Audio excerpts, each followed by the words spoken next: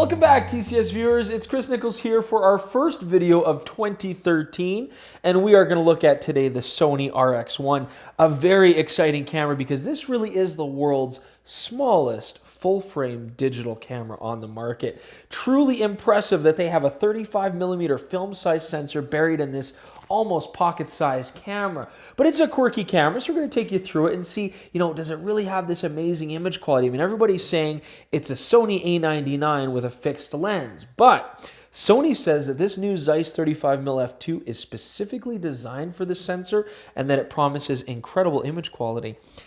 Now, we were thinking of a good way to test that image quality, and you might think, okay, aerial resolution charts, those are the preeminent way to test a camera, right? Well, Jordan and I are looking on the internet, and actually the most popular preeminent way to test a camera's resolution, not fancy charts, not set up things shooting colored thread and things like that, it's cats.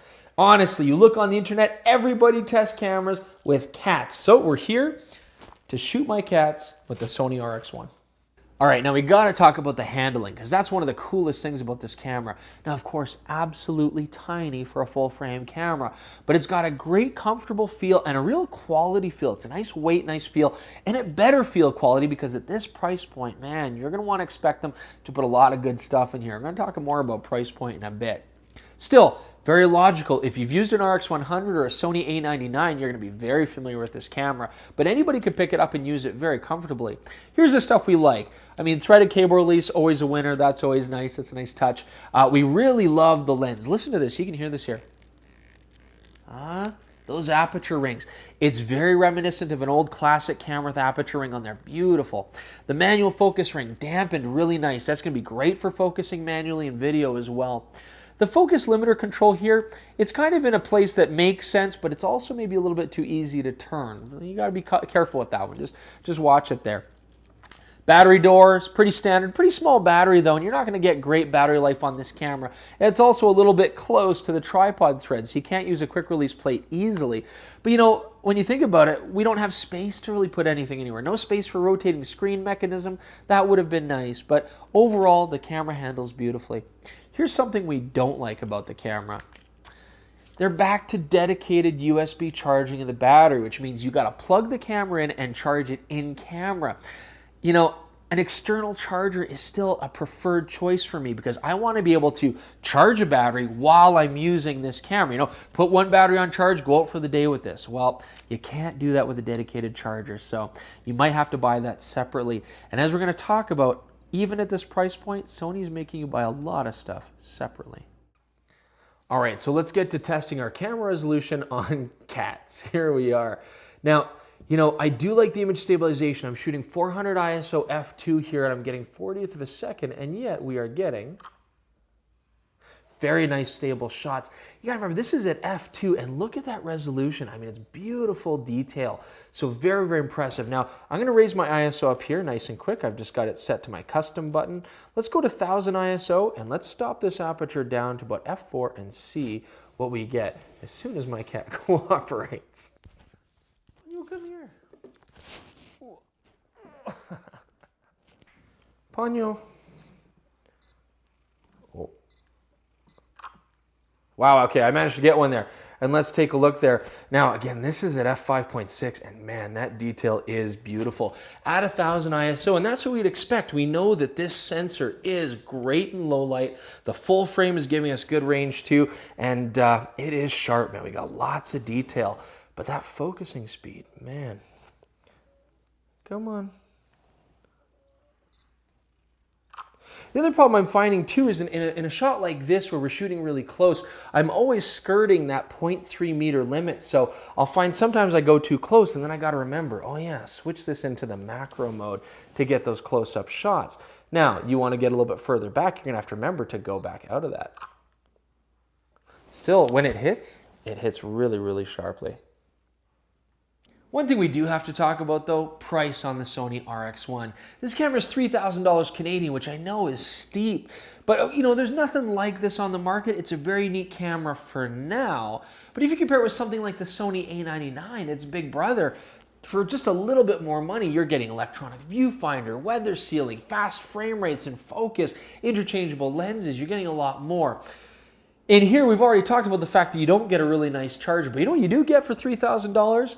You get a hell of a lens cap, man. That thing's beautiful. Solid metal. Look at that, indestructible quality. Here's what you don't get. You don't get a hood. In fact, it's $200 to simply shade the sun from the front of this lens. I mean, seriously. Optical viewfinder, you guys can put an old school optical viewfinder on there, $600, okay? You can put an electronic viewfinder on there, it's about $400. I mean, the price keeps going up. XLR adapter so you can get good audio and video, well, that's only $800, so we're doing really, really nice right now, but we're way over a Sony A99. You know, if it wasn't for that old school threaded cable release, I would think I'm getting ripped off here. I mean, the fact is, I guess Sony assumes if you can afford an RX1, you're gonna have no problem affording all the expensive accessories to go with it. I know that myself, I'm gonna start my own business where I make aftermarket accessories for this camera. I'm gonna make a killing. You know, it's got great options like the 49mm filter thread. Those are pretty affordable. That's a nice, reasonable touch. And the batteries aren't beyond a regular average price.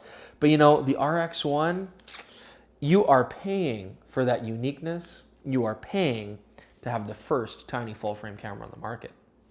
Now, the Sony RX1 does have this focus capability of going into a macro mode, getting you to 0.2 meters, but we're not going to get very close results. I mean, the fact is we got a full-frame sensor, which is a strike against us. We also have a fairly wide-angle lens. So, you know, we can get in here sort of close, but you're not going to get inside a flower kind of shots. Now, of course, with 24 megapixels, we got a lot of resolution we can crop down, but you know, you're not going to win a lot of awards for macro capability with this camera here. The other thing I don't like about the camera, the autofocus. It's not that quick. I mean, it's predictable, but it's slow. This is not NEX fast. It's not RX100 fast. It's really quite slow. And you know what else? It's noisy. Listen to this. It's like a robot trying to compute stuff, man. It's slow. So for a very expensive camera, you're not going to love it for macro, and you're not going to love it for quick action. And that's unfortunate because this camera would make a great street photography camera for shooting people in low light. You're going to miss a lot of shots. Now, I'm expecting this camera is going to deliver fantastic low light results. We'll start here at 1600 and just take a few shots and see what we get. Again, it's a good thing we got image stabilization. We're starting out at 25th of a second here. Now this camera is going to max out at about 25,600 ISO, and I think it'd be very comparable to what you would find in something like a D600 or Sony A99, of course, Canon 5D Mark III. We are getting very nice results, and as we go to higher ISO, the only problem we really start to see is a bit of softness creeping in. Still, 12,800 ISO is not bad, and 6400 is very usable. Man, I do hate that autofocusing sound though. It's driving me crazy. All right, so it's just time for a little bit of an experiment here now. I got the Sony RX1 here. It's got a Sonar 35mm f2 lens from Zeiss. Here we have a Nikon D600. Now it has a Zeiss 35 f2 as well. Very good lenses on both cameras. Price-wise, very similar.